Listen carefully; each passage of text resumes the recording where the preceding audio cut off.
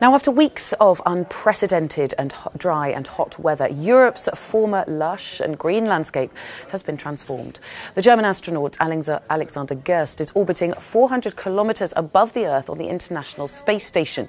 He's tweeted images showing the effect of the heatwave on the continent. He wrote, "Just had a chance to take my first photos of dried out Central Europe and Germany since a few weeks and was shocked." He says, "What should have been green is now all brown. Never seen it like this before," he adds.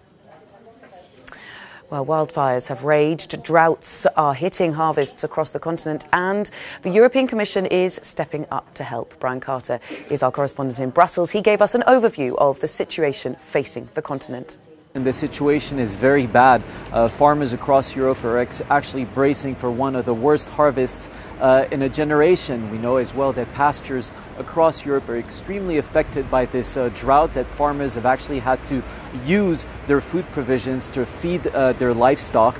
But whether it's cereals, fruits, vegetables, the yields are expected to be down this year. Actually, the Fruit and Vegetable Association of Europe said that the crop yields this year will be down from 20 to 50%. So obviously a big worry for farmers here in Europe. The European Commission has asked member states to conduct impact assessments in their own country to get a full picture of this drought and to send the results back by the end of August. So we should have more information by the end of the month. And in the meantime, the European executive has also proposed two things in order to mitigate the effects of this drought. First, to advance some of the subsidies that are paid to farmers. And second, they've allowed these farmers to get out of some of the greening requirements, such as crop diversification or land use for animal feeding. Now, environmental groups were quick to react to that, saying, I quote, that this will only reinforce the damaging